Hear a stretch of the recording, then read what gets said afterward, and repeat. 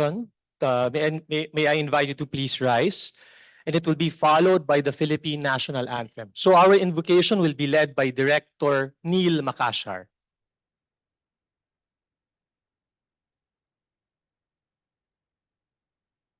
Let us remember we are in the presence of God. For the Catholics, please make the sign of the cross. In the name of the Father, Son, Holy Spirit, Amen. Heavenly Father, we thank you for the gift of life, for the gift of family, for the gift of friendship. We thank you for enabling us to create hope in the world.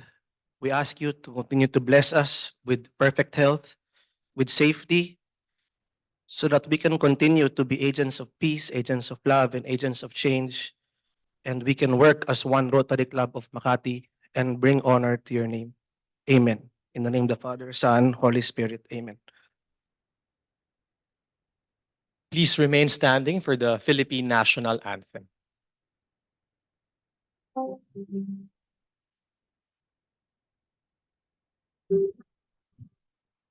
Witness a history in our lifetime as we bring back to life what a true Rotarian should be. Service above self, unity in diversity, and inclusivity, all for one and one for all. This is our chance. This is our time to rise up and be the example of what humanity can achieve. Together, let's create hope in the world. So let us sing with one voice the Philippine National Anthem. Mga kababayan, ang pambansang awit ng Pilipinas.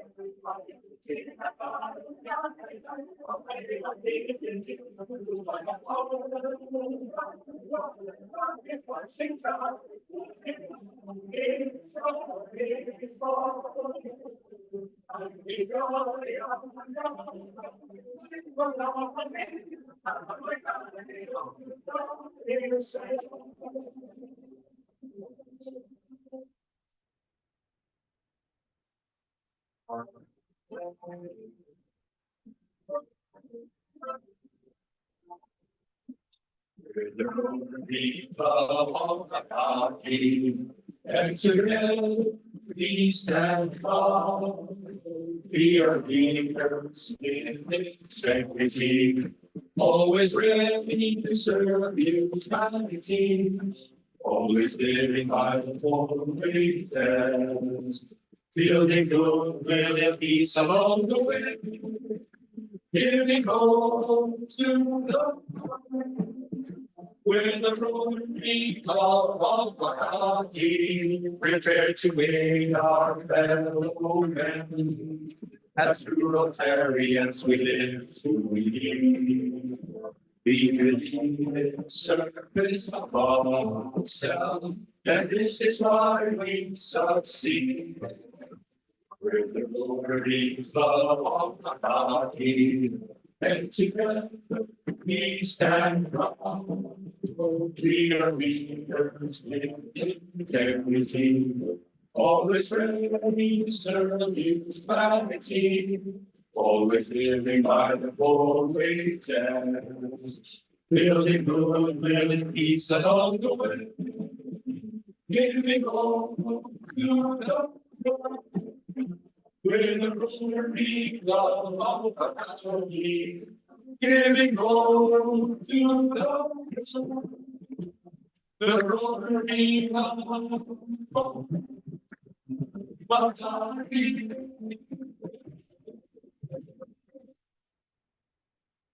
Thank you. You may now take your seats. Next up in our program is the four-way test of the things we think, say, or do. So I enjoin every Rotarian to please repeat after me. Okay? Is it the truth? Is it fair to all concerned? Will it build goodwill and better friendships? Will it be beneficial to all concerned? And our answer to all of these is yes. Okay, thank you. Next is the greetings to our birthday celebrants and wedding anniversary celebrants. So today, we have for our Rotarians, we have Kiel Del Rio, May 12, Reggie Ponferrada, May 13. For our Rotary Aunts, Connie Toledo, May 7. Terry Tambunting, May 9.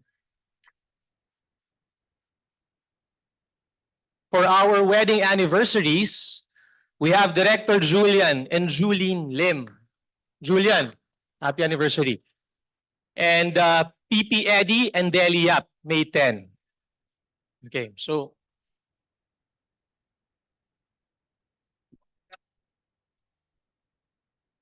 may I invite any member from our RCM choir, RCM choral? PP Reggie, can you?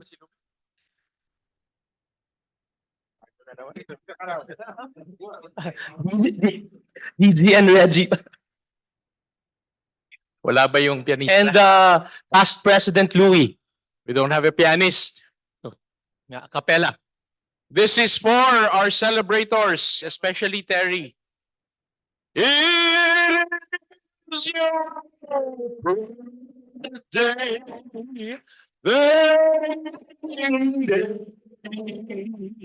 Let's celebrate this important day.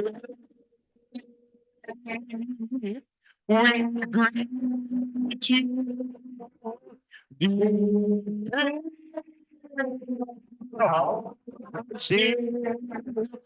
Our happy birthday.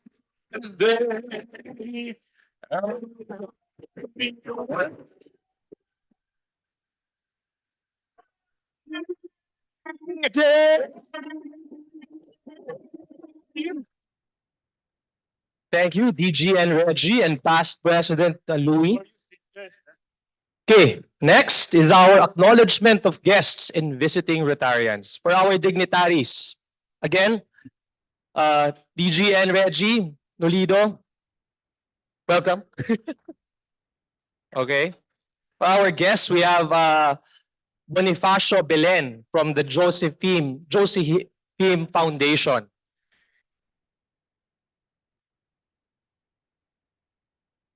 Roy Moss, a guest of P.E. Keith. We have Catherine Jose from the Daily Tribune. George Haxton, a guest of DG and Reggie. Carla Barreto, another guest of DG and Reggie. Nikki Ramos, a guest of Press Big. We have from the Sisters of Mary, Sister Teresita A. Sumalabe, Sister Maylene Arambulo, Sister Imelda P. Insalada, and Mr. Virgilio Mariano Jr. Welcome. Our guests from the Natasha Goldburn Foundation, we have Ma'am Jean Goldburn, Mr. Rene Arambulo, and Miss Frances Lim. Welcome.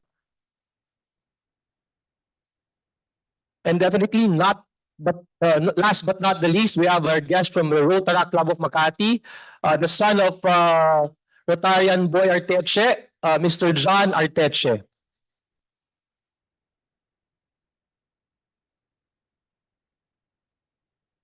Okay. Okay, the next is a club function and committee announcements. To start, may I invite PP Roland to give an update on his trip to China.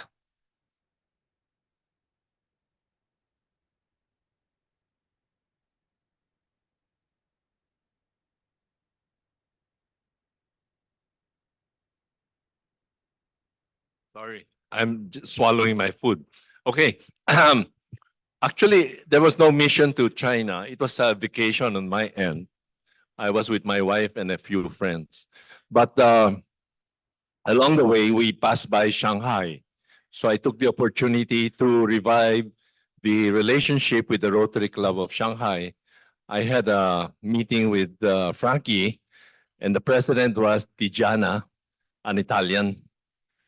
Just as a background, Rotary Club of Shanghai and us got together about 22 years ago. So that's history, 22 years ago.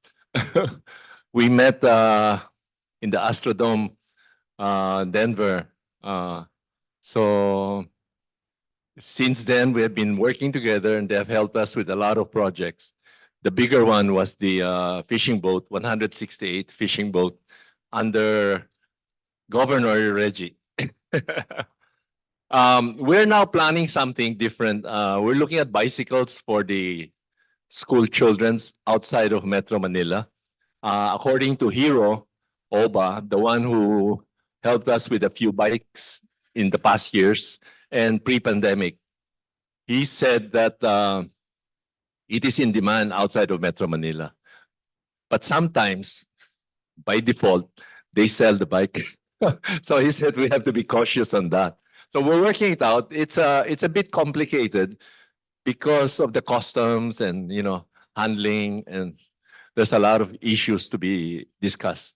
But the project is big, and we hope to be working on it. By the way, Frankie gave a few materials for our club. It's with Howie, our president. Oh. So he gave the banners and some pins and annual reports, and he gave also USB and a lot of other things. But he's very kind. Maybe you can sign a sister club agreement at Singapore when you go there. So that's an opportunity to revive our relationship. I'd like to take this opportunity to go to another topic of which I'm working on. It's taxing and challenging. We are for the repairs and maintenance of our building. We're now looking at changing a lot of the air cons, which are practically run down. That's one. Number two, we have asked Raisa's group, since she donated a lot of aircon, to help us with this, to rate the aircons and recommend which one will be changed. Then the other one is the third floor. We have to spend money for a sliding door, which is not easy to get because the size is about 4 meters long. So you might have two panels or 3 panels, or and then aside from that, there's a lot of echo in the third floor of the new building, and so we have to resolve that. We need some curtains. We may need acoustic boards and so forth. Another item is we're now negotiating with the architect. It's been slow. The architect has been very slow. They're top-notch architect, definitely, but it's taking a while. So hopefully we'll be able to close it this week and get going on putting the two buildings together and putting the interior design together for board approval. And finally, the board also approved the parking lot. I know this is not popular with some, but for others it might be. But however, you should remember that we planted 46,000 trees sometime during my term in year 2000 at La Mesa Dam watershed. So we're going to cut down the trees in our property, about 7 trees, to give way to parking space. So Washlu is now trying to finalize some figures to remove the trees and to pave the parking space so that it will be slope to drain. We don't get ponding of water when you step out from your cars. Okay, so that's the latest that we have. If you have any suggestions, feel free to come up and talk to us. We are open to all suggestions. Thank you. Right.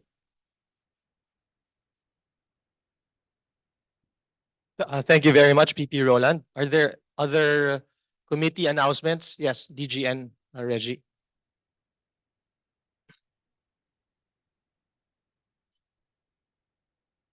Just like to announce that this weekend is the district conference of 3830. We'd like to encourage our members to please join us at the opening plenary on May 10. And then if you can stay on for the rest of the day and for the day after. It's going to be a 2-day convention at the Sofitel from May 10 to May 11.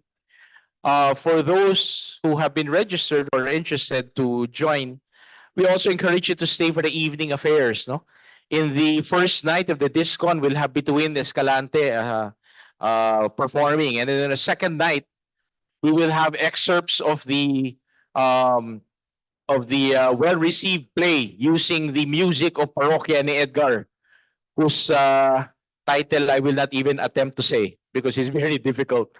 But nonetheless, no, it's a very good show. So I hope that you can join us during the Discon this coming weekend, May 10 to 11 at the Sofitel. And if you happen to be there in the morning of the 11th, then maybe you can catch me speak also about the plans for the district during my term. So thank you very much. Thank you, DGN Reggie. Okay, so are there other announcements? Okay.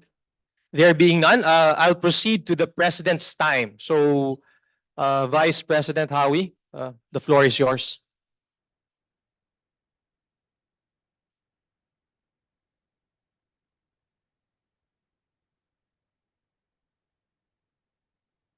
Thank you, Director Boom. Good afternoon, everybody. Parang we are all still hungry or asleep. Good afternoon, everybody. Diba? So let us be alive. Parang when we were singing kanina, let's be more alive, diba? Okay, so anyway, as you know, our President Bing is in Spain, so I'm pinch hitting for him today. So also I'd like to welcome our speaker, Mr. Jack Madrid, but he will be introduced later on formally. The past week, we have such a number of events, no? So we thank PP Junjun for partnering with us on the Superheroes program in Pampanga, bringing vital mental health support to school students. Special thanks to PP Keith over there and Rachel for their participation in the event. So you went to Pampanga, Keith, with Rachel and June. Okay, thank you. Also last Saturday, our club partnered with the RC Makati Premier District for the launch of WOW Mobile Clinic at Rotary Homes. We provided medical service, and it was possible to the global grant sponsored by the RC Makati Premier District. It is a $6,000 global grant contribution. Again, sipag ni PP Keith. Thank you again for the participation of PE Keith, sorry, not PP, PE Keith, Manny Padiernos, and of course, yung aking idol, Attorney Boy. Thank you for going. Thank you, thank you.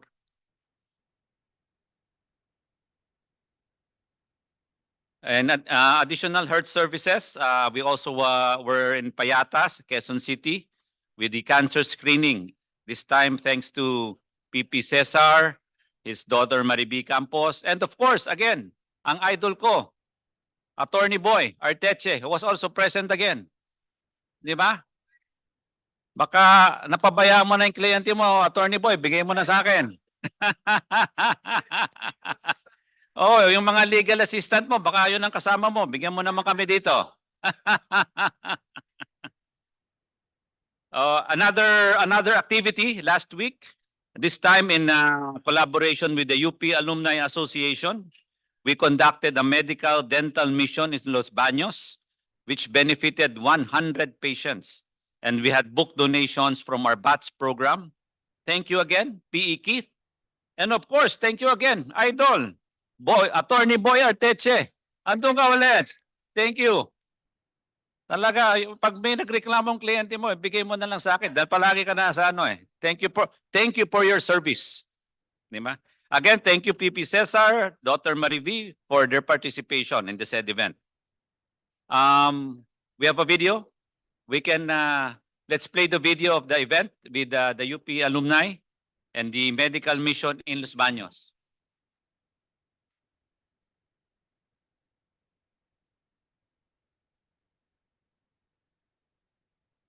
In the heart of Los Baños, Laguna, a different kind of journey unfolds. This is the story of RC Makati, a group of dedicated individuals who traveled not for leisure, but for a purpose. Led by President Bing Matoto and supported by a team of passionate members, RC Makati joined forces with the UP Alumni Association, the Knights of Rizal, Sigma Delta Phi, Upsilon Sigma Phi, and other partners to make a difference. The day began with a medical mission where nearly 46 patients, provisions for medicines and vitamins were provided through the sponsorship of Unilab Philippines. Simultaneously, a dental mission addressed dental issues for close to 20 patients. RC Makati also brought the cancer screening bus, with approximately 25 women undergoing breast and cervical cancer screenings provided by the Philippine Cancer Society in partnership with RC Makati Premier District, enhancing early detection efforts and promoting women's health. In addition to healthcare, RC Makati's impact extended to education through the Books Across the Seas project, donating 700 books to local reading and information centers. RC Makati continues to forge partnerships and expand their reach, embodying the Rotary's commitment to service above self. This health mission stands a testament to their dedication, making a tangible difference in the lives of those in need. Because true service knows no bounds. Okay, let's again give a round of applause. Napansin ko yung best friend ko doon, si Idol Comrade. Comrade, where are you? Nagbanyo. Iba na yung hat niya eh. Hindi na Comrade. Pang Turkish na. Comrade, what was your hat over there? Hindi na Russian eh. Turkey. Oh. So you are now a okay. So you are no longer a comrade but a sultan. Okay. Turkey. So in November we will cook you. Okay. Just a few reminders. We were already reminded by the DISCON. Please, those who have not signed up, please come and join us. 26. Ilan pa bang bakante natin? We have more than 10 slots pa that can join on the 10 and 11. Please do sign up, and it would be a nice way to learn and interact with the fellow delegates, fellow Rotarians in our district. Also, we would have our RI International in Singapore. So those that are going to Singapore, I'm sure be ready, and I think si Carlo's already there. Carlo, di ba, we have a dinner at Singapore that you're preparing. So with those that are going, please sign up with Carlo and Kat, no? And then after the dinner that they're preparing, they will give us another dinner. Care of Carlo this time. And of course, let's not forget on May 24, our golf in Forest Hills. So it is the Tournament of Champions, correct? Director Sigura, are we going to be the champion? Huh? Diba you were the runner-up or the champion last time? Runner-up, but this time we will be the champion, and let us PE Keith, Rodrigo, Reggie, maybe we can do a game this week or next week in Forest Hills so we can practice. Andrew Prieto, are you joining us on the 24th? Forest Hills. So let's do 1 or 2 rounds before the 24th so that we can practice as if it will matter.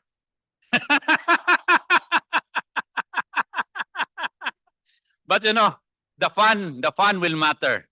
The score will be the same, but the fun will matter. Okay, so yes, sir. Oh, Peter, we need you. We need you there. We need to have a hole in one or an albatross. Okay, so any other golfers would like to join? Please do come and sign up for the 24th in Forest Hill. But we'll try to get a game or two to practice prior to the 24th. So hopefully we'll see you there. Okay, lastly, we have the Waves for Waters, which is a MAP sponsored event, environmental event in Camarines Sur, which will be on the 15th and 16th, Director Boom. So those who would like to join the water filtration, which is a 1 million donation for potable water in Camarines Sur, please sign up with Boom if you'd like to go and see that project fulfilled in Sambang town. Different barangays in Camarines Sur. Okay, so that's it. Good afternoon, everybody. Thank you.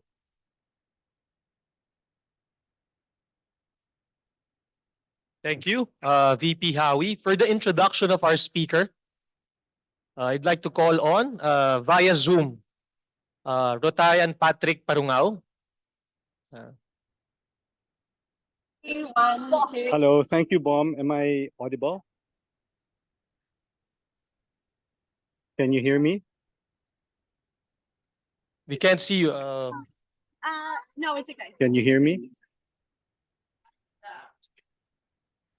Please hold on, Patrick. We're just fixing the video. Sure. The Okay. audio's good. The audio's good. Okay, no problem. Ready?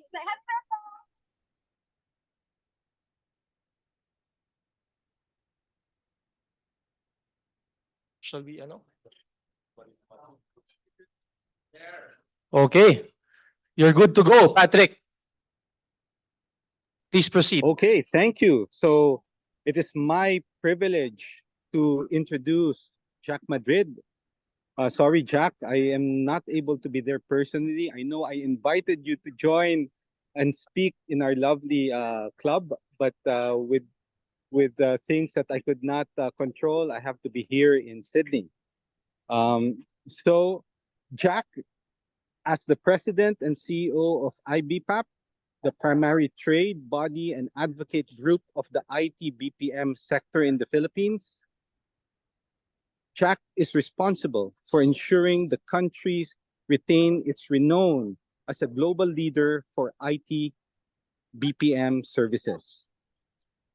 He and his team launched the Philippine IT-BPM Industry Roadmap 2028, the sector's blueprint for creating 1.1 million new jobs, becoming a $59 billion industry with 2.5 million employees and contributing to 8.9% of the country's GDP. Jack is a champion of the Filipino talent and an advocate of the IT-BPM employee, with IT-BPM playing a critical role in promoting workplace flexibility and hybrid work for the sector. He is a seasoned business leader with over 25 years of experience heading strategy for digital innovation and transformation initiatives in various industries and organizations in Southeast Asia and Canada. Jack is a firm believer in shaping corporate culture around the customer, with a proven track record in developing meaningful customer experience strategies with swift execution and sustainable results. His varied work experiences include senior leadership in the roles at Citicorp, Ayala Corporation, Dell, Yahoo, and MTV Asia. Jack is a graduate of the Wharton School of the University of Pennsylvania. So without further ado, Jack, you have the floor. Thank you. Thank you very much, Patrick, for the very generous introduction. It's good to be in the company of some of the business leaders of the country in Rotary Club of Makati, and I see a few not so young friends in the audience. Hi, Peter. I see Conrad, of course, Charlie, and the next generation, Carlo, in the audience, and it's good to be here. With pride, I am here to present the thriving IT-BPM sector of the country, and to reintroduce it to you. And I say reintroduce because sometimes I feel that the industry is not as well perceived and understood as it should be. Some people still refer to it as the BPO sector, or some still call it the call center industry. These are partially true, but one of the things that I want to impart this afternoon is to let you know that the industry over the past couple of decades has transformed, diversified, and matured into a distinct set of business verticals, with the Filipino workforce delivering quite complex global services to its global customers. And I'll go into some of that detail a little bit later. Let's begin with some important numbers that provide the scale and depth of this industry. This says it pretty much all by numbers. We ended 2023 with a total of 1.7 million Filipinos employed by the industry, delivering over 35 billion US dollars in revenue contribution.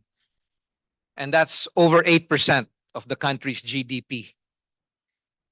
We are the biggest, aside from being a big job generator, we are also the biggest user of office and commercial space. And happy to say that during the COVID years, we were one of the very few industries to actually grow. And we added 265,000 new jobs during those 3 very challenging years. And I say challenging because in the beginning of those difficult years, during the beginning of lockdowns and those quarantines, seems like such a long time ago. Nobody actually knew what was going to happen, because never before were we forced to work from home or work remotely. People were asking, how is that going to work? Is there going to be internet connectivity? What about home offices? Nobody had that. We're not Europe or North America. So it was really fraught with uncertainty. But I am proud to say that the mobilization of over 1 million Filipinos to a work from home environment, along with their IT equipment, was achieved in a matter of weeks without any impact on productivity or customer satisfaction. And I say this with some pride because the whole world was watching, but the Filipino workforce was able to do it. And you know what happened? It unleashed a new wave of demand for more jobs to be given to the Philippines. After all, we are a world capital in IT-BPM. And I can't think of too many other industries where we can claim that. So I think we should really look at this industry in a different light. It's not just call centers. It's not just people working at night, answering the phones, doing simple tasks. Our industry has matured into distinct verticals led by what we call the global capability centers, GCCs to be short. And these are all the multinationals who have set up their operations here in the country. Brands like JP Morgan, brands like Microsoft, and all the US healthcare companies are here. Optum,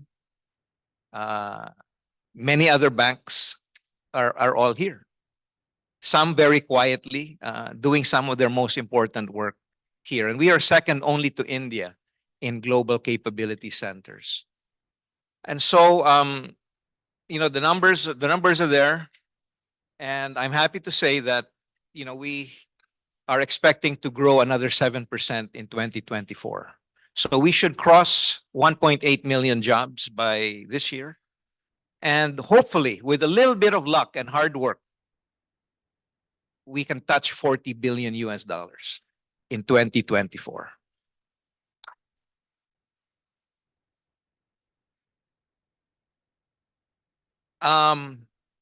The one thing that maybe is worth also mentioning is that during the COVID years, a lot of our employees went back to their home cities and provinces. Before COVID, only 25% of our workforce worked outside Metro Manila. But today, that number is 32%. So it's a significant jump from 300,000 to 500,000. And in the next 5 years, majority of our growth will actually be in the countryside, resulting in a much more balanced 60% in Manila, 40% outside Manila by 2028. That's 1 million employees outside Manila by 2028. And that's a good thing because it will decongest Manila and it will also have some beneficial effects to our tier 2 and tier 3 cities and provinces. And with a much improved infrastructure across the country, airports, roads, ports, hotels, and much more cooperative LGUs. These are what our investors look for when they decide where to offshore their jobs. After all, it is not just India or the Philippines anymore.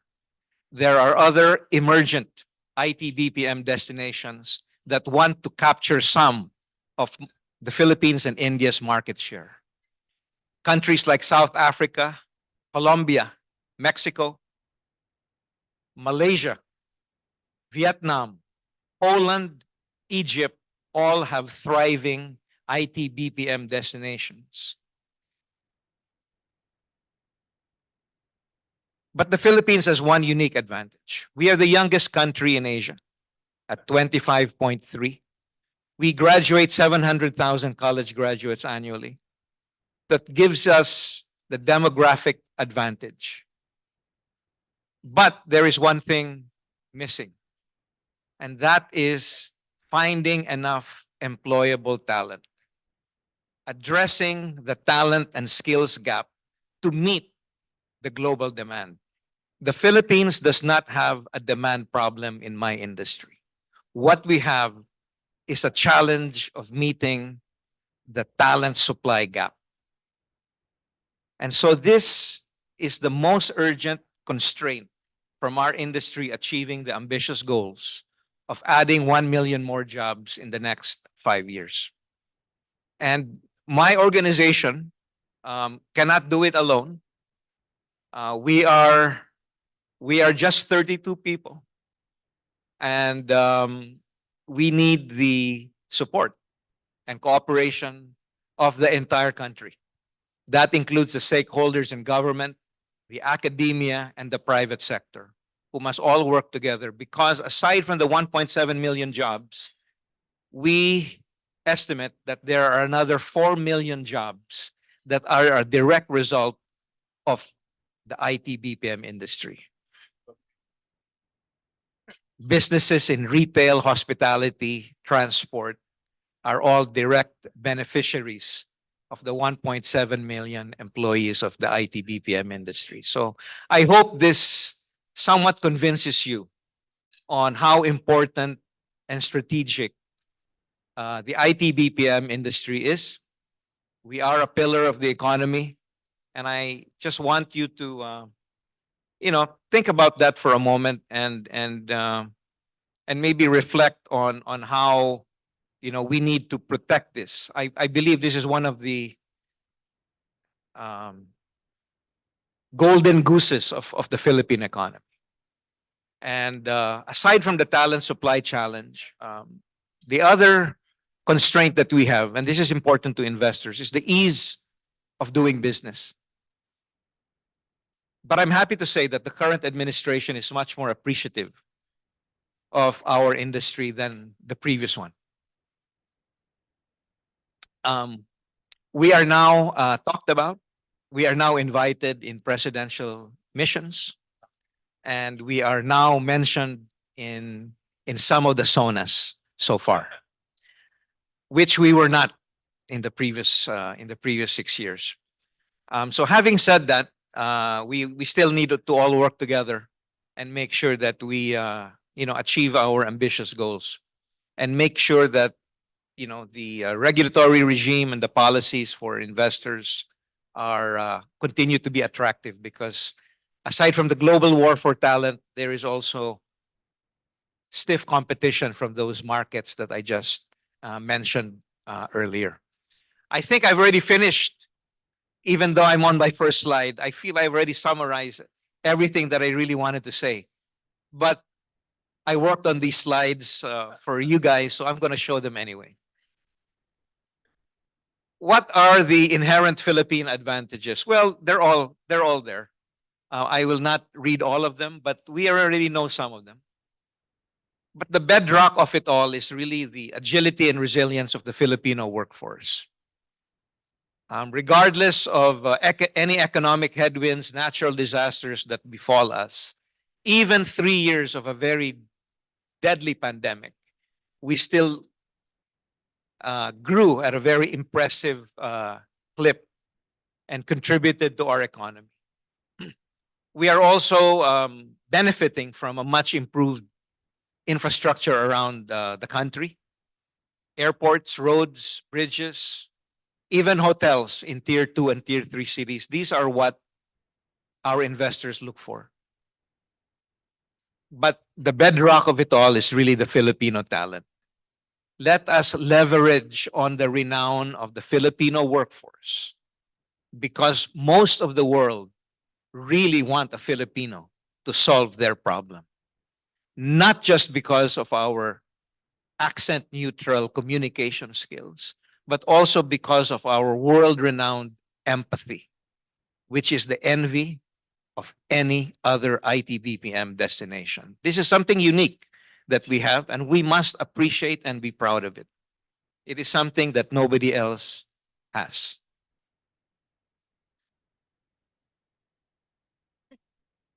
Over the past 6 years, the kinds of work and business services that our employees perform is increasing to mid to high complexity work.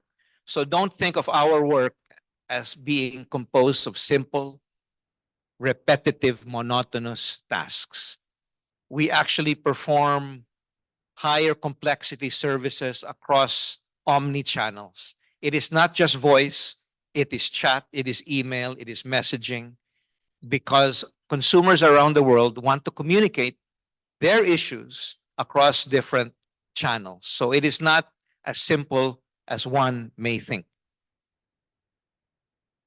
We have also proven adept at adapting to new technologies. A lot of people ask me about AI, and I have a few slides about the impact of AI in our industry. These are some of the skills and advantages that our member organizations and investors tell us about the Philippines beyond English, beyond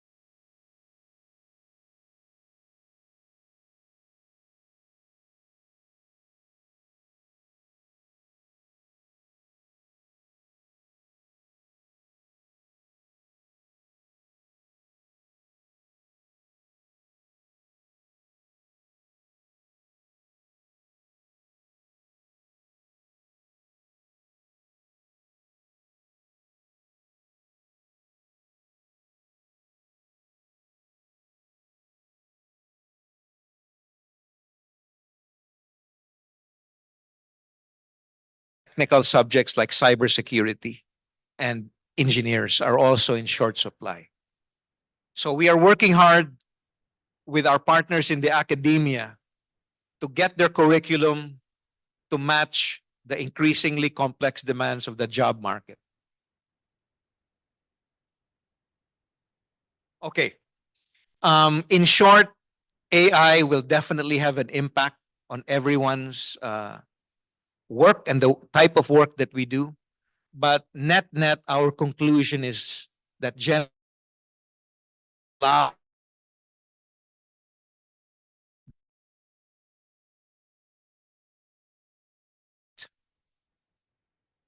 perform up to the level of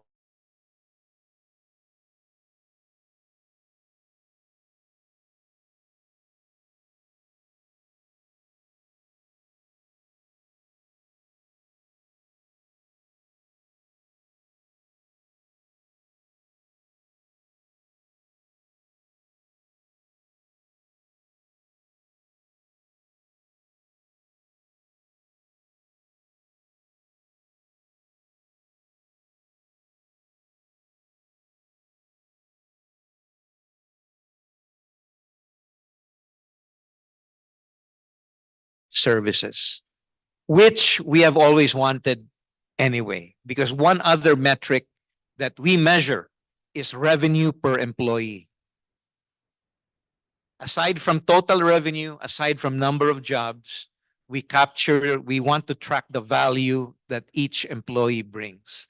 We are still a fraction of what an Indian IT employee generates for the Indian economy.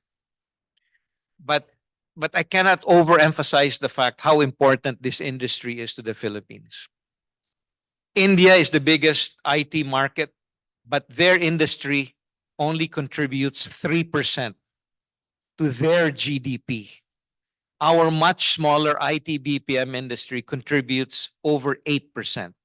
So on a relative scale, our industry is much more important for the Philippines than India's industry is to India, because India has a lot of other things going on. So I really think it is worth remembering that whenever you meet or come across or hear about our industry, because we're such a major economic pillar. We're simply too big to allow this to fail. So I think addressing our relative gaps and weaknesses of the educational system is probably our biggest challenge today. So it's all about skills, not so much about the college degree or what you finished, what you majored in college. It's your present repertoire of skills that counts. So when I talk to university presidents, I ask them, just give us that last semester. Allow us semester. Yes. We don't need the whole 4 years. We just need one semester to teach, to incorporate those skills needed by the new jobs that will be emerging. We have a talent skills gap that needs to be addressed. So just that final sem, Peter. That's all we're asking for. Great. Semester, just the final semester. Call it finishing school. Incorporating job relevant curriculum into that last semester. And there will be a job for that graduate. Okay, this is more of the same the importance of incorporating AI for industry. We must also ensure that, aside from the deployment of artificial intelligence, we also need to make sure that the data which we lay over the AI platform has to be organized, has to be clean, and has to be structured properly. Because if data is not structured and organized, then AI will spew out inaccurate data. So I can't overemphasize the importance of having the right data structured and organized and cleaned. So, and I think we need to use AI responsibly. Otherwise, there'll be even more what in technology terms called inaccuracies or hallucinations as a result of the misuse of AI. But the benefits of properly using AI are enormous. There's been an estimate that there could be incremental value of 90 billion if we use AI properly. So these are just some of the stats. But there are some good news. Filipinos are one of the big users of AI and have expressed much stronger interest in AI in the first 2 years. So there is appetite, there is awareness, there is interest. So we're off to a good start, but we must keep up with the accelerating pace of AI skills. We need to learn how to use AI. We don't need to learn how to build it. We just need to learn how to use it. So even with the people in this room, I would encourage you to not be intimidated by AI, but try and use it. Download ChatGPT and play with it, and you will see it is quite a interesting and effective time-saving tool that everyone here can use.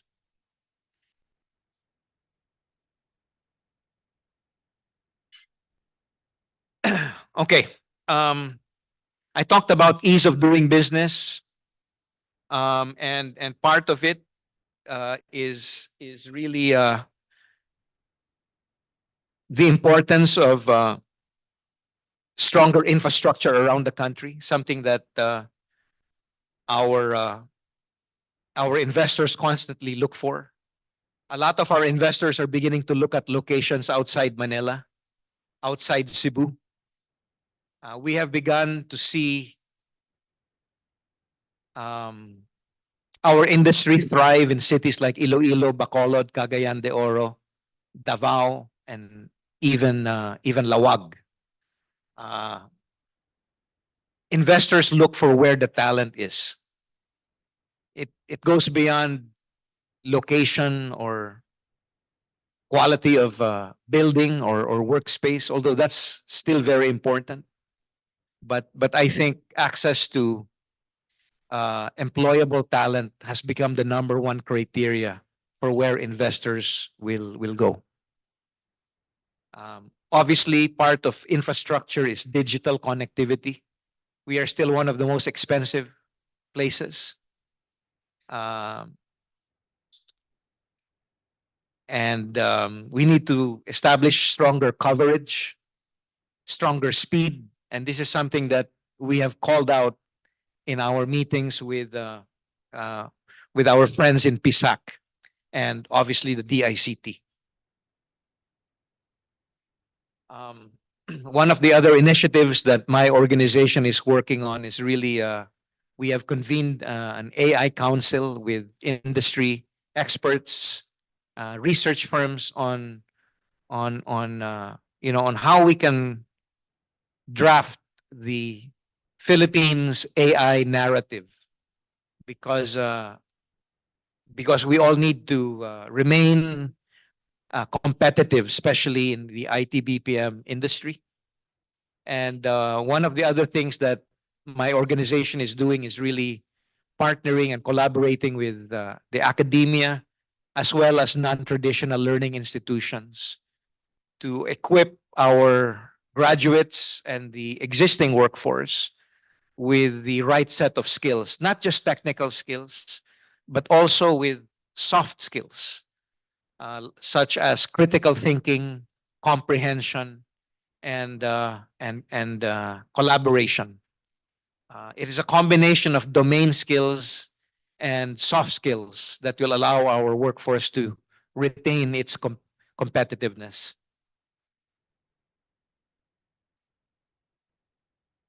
These are just some of the global brands that have been successfully operating in our country running their shared services or their contact centers in the past couple of decades. So as you can see, most of the world's multinationals are already here. So I think we need to leverage on the presence that they have so that we can grow even more. We must take advantage of our young population and our industry's potential to provide more jobs for incoming generations. And I go back to the recurring theme of my presentation. It's really all about skills. That concludes my short presentation. I really want to thank the Rotary Club for allowing me to speak. I have a few minutes for Q&A and happy to address any questions you have. Thank you very much.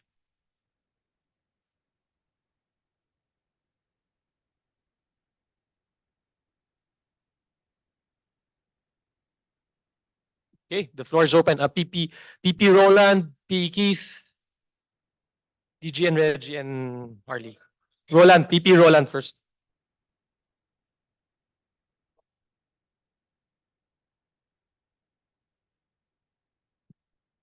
Jack, hi. It's a wonderful presentation. Thank you very much. I was just thinking and dreaming a little while you were talking. Among your colleagues and employees in the industry, there are probably top-notch people and there are very weak people there. So among those who are top-notch people, you might like to look at BPO beyond, meaning they get out of the industry, go into gaming configuration, go into AI configuration, go into something else. So beyond BPO. Is that something you've had a chance to think through? I think I understand your question. Yeah, and then you can get the industry to help you by each company. They will select or they will suggest these are the top-notch people who can graduate to beyond BPO. So then you can harness them, and then BOM can help you with the innovative Hatch project. We have a small building where we can place people there who have ideas, and then they can grow with us at right, BOM? Yeah. Sure, let's explore that. Something that can be Well, worked you out. know, one of the aspirations that I have is for more startups to develop ideas for our industry. I mean, we're such a big industry, and you're right. There are some very intelligent people who work in the industry. And given how big our industry is, we should have more local BPOs and local startups because there are no limits to our industry as well. So when you say beyond, I mean I'm saying there are enough opportunities within our industry. If you look at the skyline of BGC, you will see all the multinationals who are there, and you know, my favorite example is JP Morgan. JP Morgan is not a BPO; it is a bank, and that building in BGC has 14,000 Filipino bankers serving American customers every day, and they have 7,000 in Cebu. So these are banking people. These are not BPO employees. So I just want us to reimagine what these jobs really represent. So Follow through, just in case you have something like that and you have a selected group, we can talk to them, and Bom and I and Bing, we can help them out if they need a place to start their project, whatever project they might have. thank you. Okay, next is PE Keith. Then DG and Reggie. Jack, thank you very much for very interesting talk. To do with education, we learned the other day that there is a huge gap in the literacy and numeracy of our children here at the ages of about 8 to 10 or even 15. They're 2 or 3 years behind. Is that something that's now going to cause you a huge problem if it's not caught up? And are you doing anything in that, or are you relying on the Department of Education to fill the gap for you? We acknowledge how urgent that issue is, and in fact, it begins even earlier than that. I did not get into this, but we actually have a severe malnutrition problem in this country. That begins before the age of 5. So from the get-go, we are already operating at a disadvantage. It's a little bit beyond our charter, but it's something that we get involved with. I'm a member of the Philippine Business for Education organization. But it's certainly something that the Department of Education is pretty well aware of. But you know, it's an urgent crisis that I really don't have the answer for. But except maybe spreading more awareness about that issue, because you know, there are no short-term or medium-term fixes to that, but except for calling more awareness into that issue. DG and Reggie, taking off from what Keith said, no, about the talent gap, you mentioned that it's actually a systemic issue, di ba? I mean, the entire educational system probably have to be addressed, including all the other social ills and issues, including malnutrition, as you mentioned. Where do you see a possible synergy between your group and groups like ours, civic organizations? How do you see us assisting you to try to address this talent gap so that perhaps we can be instruments in helping you grow the industry? Well, that's thank you for the offer, and you know, for the idea. I think support can come in several levels. I think the first and most pragmatic way to support this is really by joining us in the communication of and awareness of the opportunities within our sector, and also the challenges of the talent gap challenges. So I think building more awareness, maybe spreading the word that our industry actually offers a long-term career path for many Filipinos. It may not be for everyone, but we must correct what I still think is a lingering perception of our industry as being not really a legitimate career path for most people. But if you look at all the multinationals that are here, Accenture, you know, HSBC, we recently launched a UK cybersecurity solutions company. These are very complex roles, but yet people still perceive us as being a call center, you know, being a short-term career path. So building that awareness of the career opportunities is one way. But to address the talent gap, I mean, if any of you have affinity with any school, whether it be a secondary school or a college, I think encouraging them to strengthen curriculum, to you know, increasing that connection between education to employment would be very. Our curriculum, for the most part, you know, is really outdated, and part of the problem has become the quality of faculty. A lot of our able faculty members leave for abroad, leaving us with inadequate teachers for our schools, which is another serious problem. So there are many, many problems to fix. So in our small way, maybe we can help wherever we can. But maybe the Rotary Club of Makati can help by maybe adopting one school and just making it more jobs ready for the workplace. Not just our industry, but for the workplace. There are many, many jobs available. We just need to get our graduates ready. Whether it's joining the gig economy, whether it's joining our industry, it really doesn't matter because we will all benefit from job generation. Sir, let me introduce you to our youth group, the Rotaractors. They are our youth partners.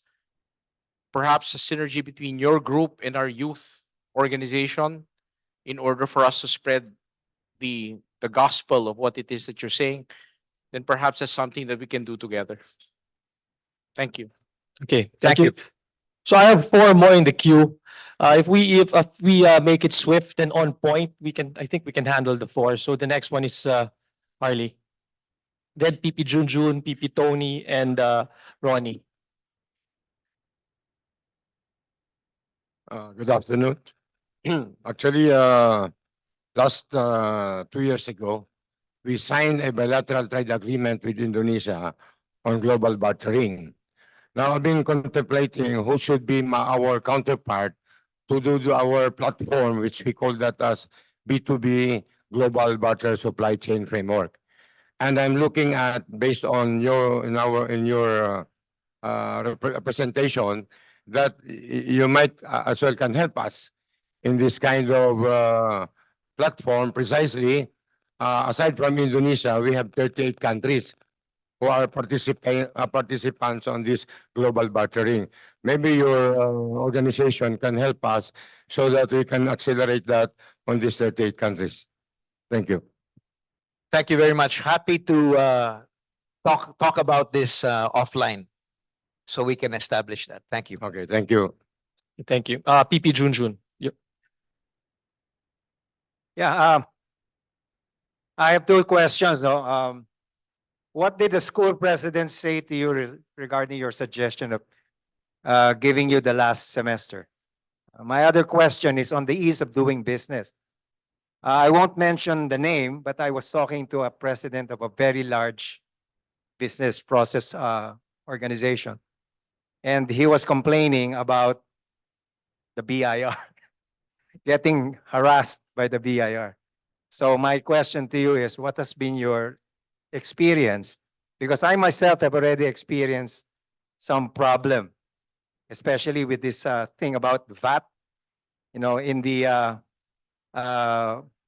what do you call this? The special economic zones. We sell to these companies, and because of this VAT thing, you know, it created a lot of problems for us. So those are my questions. Thank you. Question one, some schools are more flexible and open-minded than others. Some are more, some are governed by CHED, so a little bit constrained.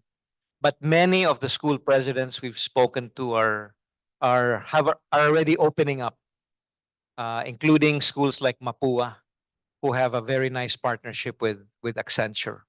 Mapua is the biggest source of talent for a company like Accenture. Question number two, very well aware of BIR issues. We deal with that for our members almost every day.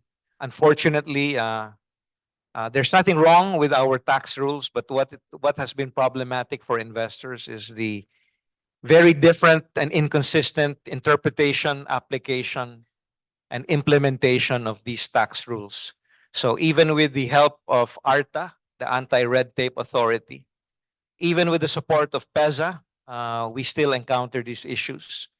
It's a complex issue, but I am hopeful that when Create More, which is currently with the Senate, will be passed within the month of June, I hope, a lot of these problems will be solved. We have been very vocal in communicating the problems created by the exclusions and exemptions of VAT zero rated items, in the past 2 years. So hopefully, we have the light is at the we see the light at the end of the tunnel when we need our IPAs to be independent of both LGUs and incorrect interpretation by the BIR.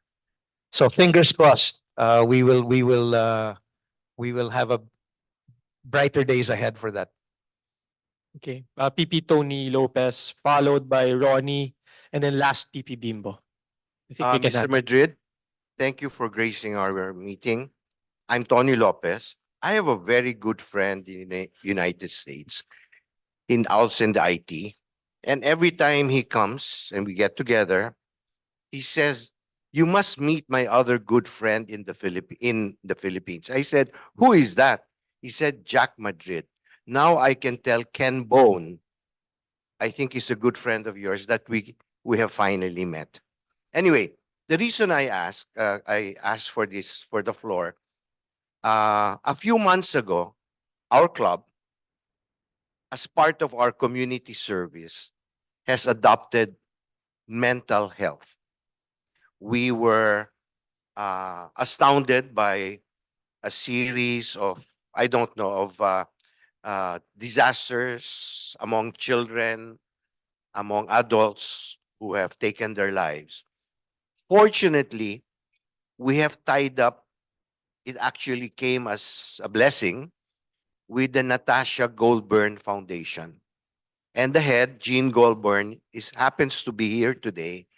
May I ask her to raise a few questions about whether the BPO industry needs help when it comes to Jean, may I ask you to Thank you, Tony. Ken Bone speaks very highly of you as well. So Thank you. Hello, Mr. Ricky Madrid. I think we may have crossed paths about 20 years ago. yes, but you still look the same. Thank you. I am very, very excited by you being a consultant and giving jobs to the jobless. But I've been dealing for 18 years with schools. And one of the school that I have a contract with is Department of Education. 27 million children. And currently we're working with PUP. And also we'll be working with, we have been working with UST, and we'll be working with other private schools. The reason is my program is very much in demand. And I would like to give you some data. We have 4,875 licensed psychiatrists, 570, 2,580 of psychologists, and about 1,800 guidance counselors. So Australia, we are 110 or 120 million Filipinos. Australia is 40 million. They have 150,000 psychologists. So how can we proceed? Now, I've been approached before by those in the call center, and high rise is depression because of the night shift, but I can't handle it. It's too big a group, too big. But I am willing, with the programs that I have and with the doctors that come from Makati Med and Medical City who are on my board, starting from Dr. Hani Karandang, Banaag, and so forth. We're willing to train teachers to be at the same time a guidance counselor. So I'm bringing this to you. How do we educate and encourage some of the students to become psychologists and psychiatrists? Thank you. Thank you, Jean. You know, mental well-being is a very top of mind topic for our industry, especially in the aftermath of COVID. And so one of the bright spots is that more and more people are talking about it, which is a good sign. But the stigma still remains. And I think one of the principal tasks ahead is really to encourage people to talk about it. But, It is one of the most underutilized benefits of but I'd like to offer you one's health something. coverage. I would like to offer you something. Just for the call centers, I would like to offer you, my Hope line gets 5,800 calls a month. When I started Hope line 12 years ago, the calls were from 16 years old and above. Today, we have suicide attempts from 10 years old. 10 years old. And at a recent, I won't mention where, but it happened recently. There was a 16-year-old girl who a year ago tried to commit suicide with 3 different ways. Through a rope, by hanging, by a bullet, she had a gun, and the third one was by through over medication. That's only one example. Out of 70 that I train for peer counseling, I guarantee you 10% have depression. So 37% in the Philippines today are suffering depression. And out of that, a lot of them is from the call center. These are the facts given to me by a psychiatrist who heads Philippine Psychiatry Association from a hospital. I just met with him a week ago.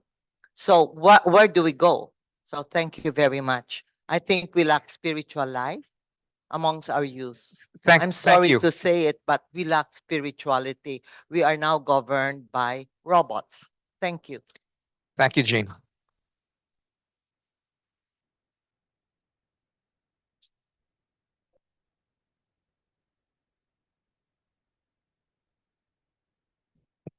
I apologize in advance. I'll Yeah, have to run after this question. Yeah, sorry, PP Bimbo.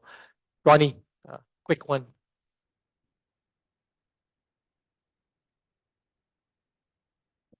Good afternoon, everybody. Jack, in your presentation, it's really fantastic to see that the BPM actually accounts for 9%, almost 9% of the country's GDP. And we all hope that this will continue to grow.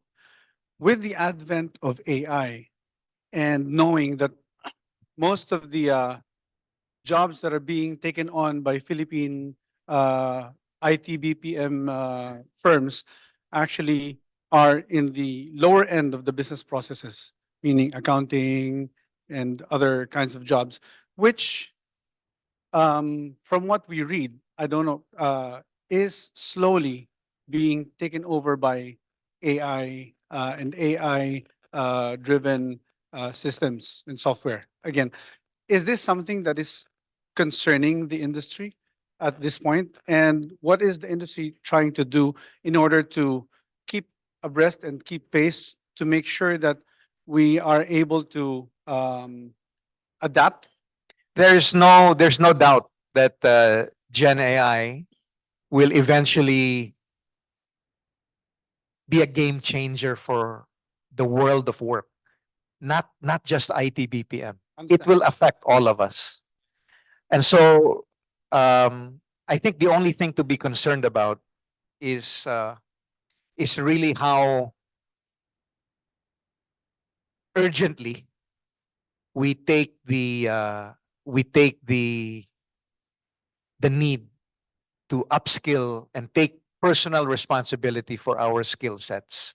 Yeah, that's the good news is most of the skills we need are in our ability to learn how to use AI.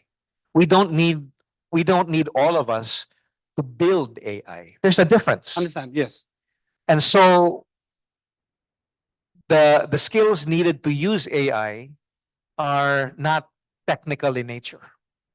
We don't need to learn how to program to use AI. Yes. We need to improve our comprehension skills, our critical thinking, and our domain skills. Domain skills are very important. What do I mean? We need more accountants, we need more nurses, we need more analysts. If we have more of that who know how to use AI tools, then we will be in good shape. We have been striving for higher value added tasks Knowledge for a long process outsourcing now. even before AI. So we have dealt with AI before. When IVRs came 10, 20 years ago, people were afraid it's going to disrupt my jobs. No jobs were lost. So When this is not concern- chatbots came about 10 years ago, no jobs were lost. But we felt the same kind of paranoia about job disruption needlessly. The only thing to fear is our skill set. Let's not fear about AI taking over our jobs. That's great. That's my answer. Thank you. Thank you so much. Okay. Thank you very much, Mr. Jack. Let's give our speaker a big round of applause again. Come on. Thank you. Sir, before we let you go, can we do a quick picture taking? Okay. So, Richard. Yeah. Okay. Sorry. We'll yeah. just give this Presidential- plaque to our speaker, Mr. Jack Madrid. And with this plaque, there's also a memento for our reef bud project that we will put your name when we put our put the reef bud in La Union. So okay.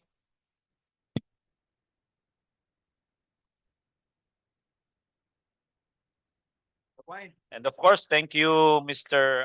Jack Madrid. Here's a coffee table book of 55 years of service. Actually, we're already 57 years, 58 years of service. So, ma-update na yan. At while reading that, please have a nice glass of bottle of wine. So, for you to enjoy our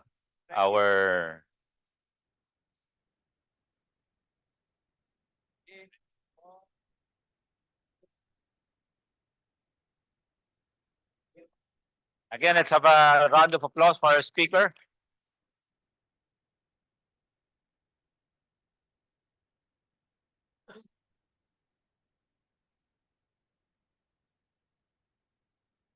Okay.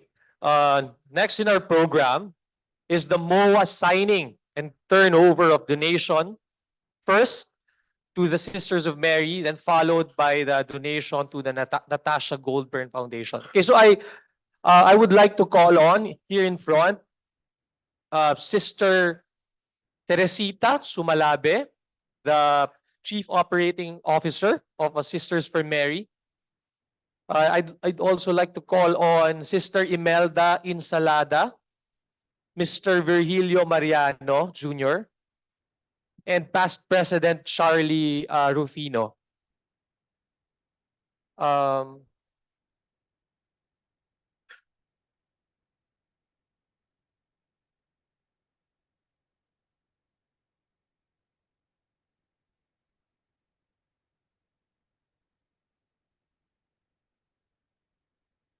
as a background information, this memorandum, and Rodrigo,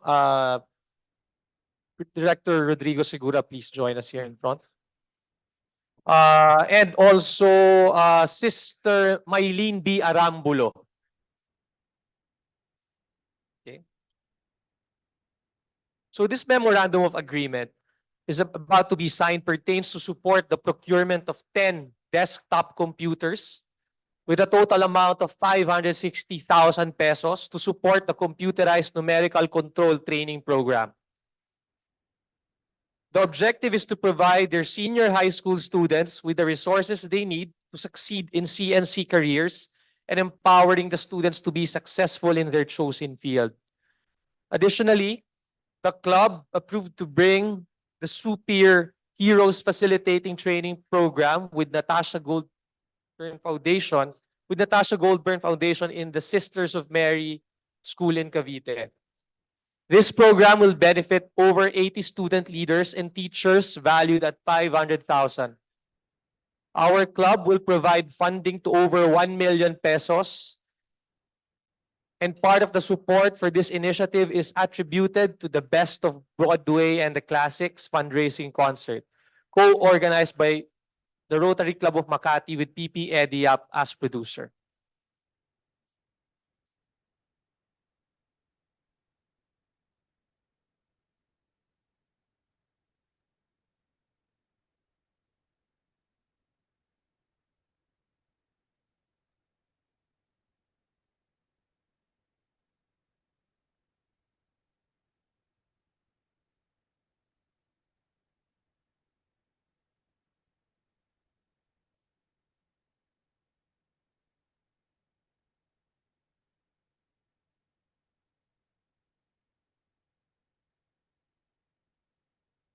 Yeah. Okay, as part of this MOA, we'll have a video clip to be presented by Miss Carla Barreto. Thank you so much. And thank you, of course, to Rotary Club of Makati for hosting us today. Thank you for your hospitality. My name is Carla Barreto. I am the Chief of Staff for Advocacy to past President Charlie Rufino. And it is our pleasure today to present this video to you. But we would like to give just a little bit more background information for anybody who has yet to encounter the Sisters of Mary. Now, the children that you are going to see in this video, by any other circumstances, would have had no chance at all at an education. They would have had, they're from the poorest of the poor communities in the country.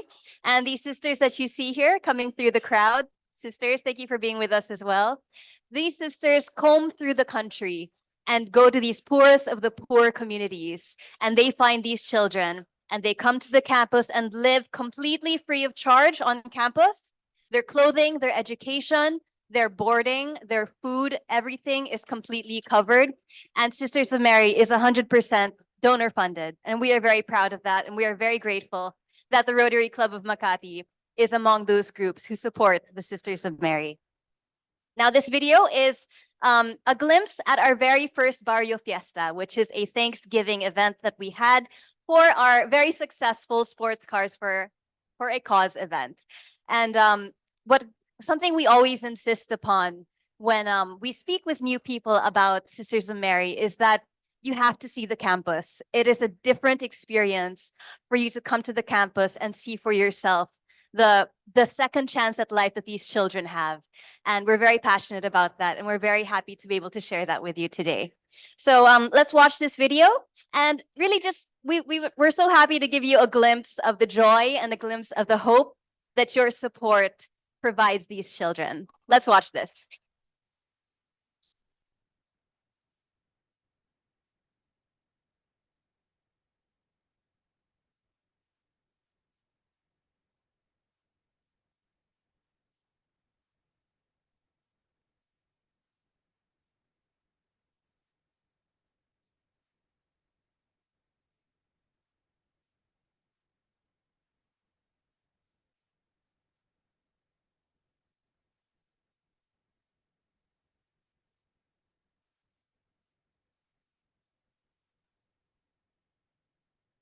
Welcome to everyone here today. We are so excited to be having this Barrio Fiesta with all of you. Take it slow. Now I feel the air. Take the long way out. This place is all of us. Today is the 32nd death anniversary of Monsignor Aloysius Schwartz.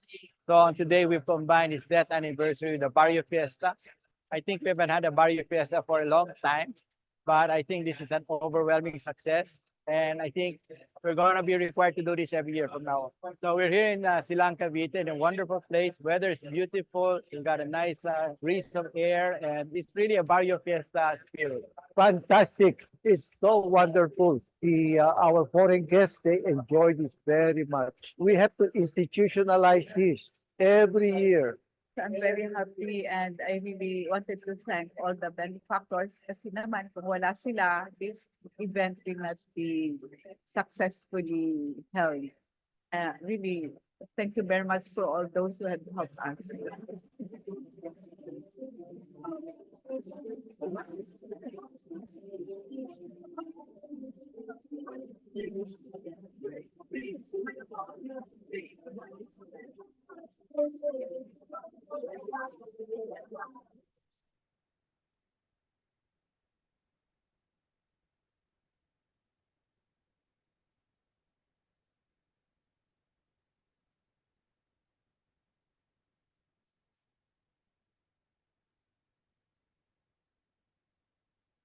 Okay. Next in our program is the MOA signing between RCM and the Natasha Goldburn Foundation. So this is the third round, no, of our project. So may I invite here in front Miss Jean Goldburn, VP Howie from RCM, and Director Neil.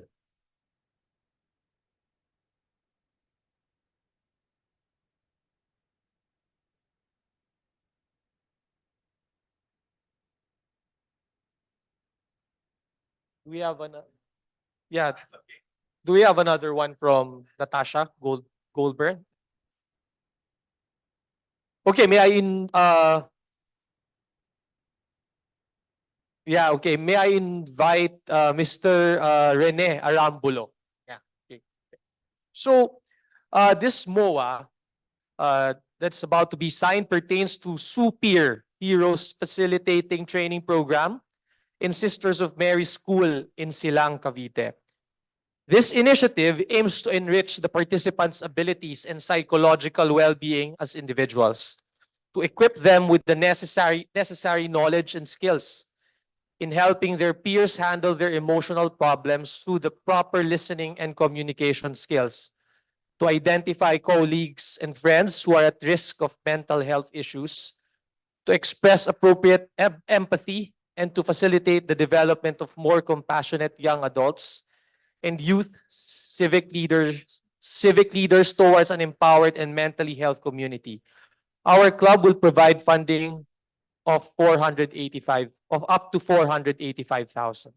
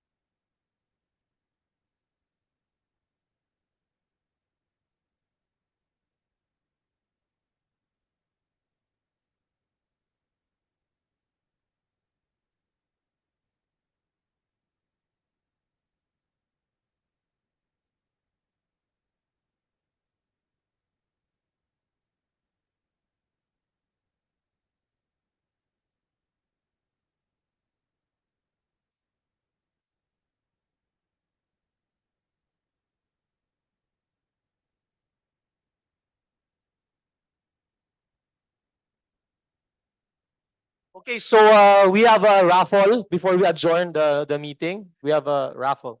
What's the prize?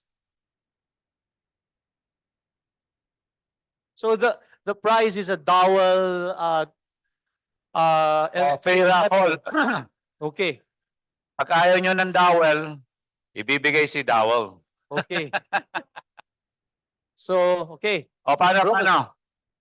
Presence required, ha? Presence Yeah, required. presence is required, no? Diba?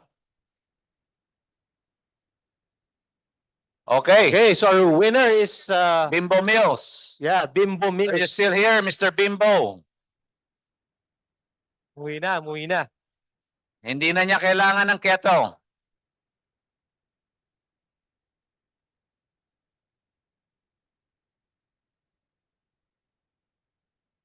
Oh, Dr. Andrew Prieto. Dr. Andu is still present?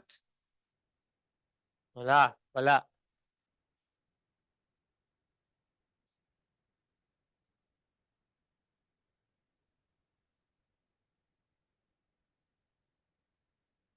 PP Fred Parungaw. Ay, Tony Lopez pala. Tony Lopez. Tony Lopez. Ayun, okay. We have a winner. Oh, Tony Lopez. Tony Lopez. Congratulations. You're the winner of an electric kettle. You have an electric chair, electric kettle. Okay, congratulations. Thank you. Oh, basta ikaw, pinaikot ko yan for you. Ano yan, loaded yung dice kanina. Okay, VP Howie, please adjourn our meeting. Okay, this meeting is adjourned. Thank you.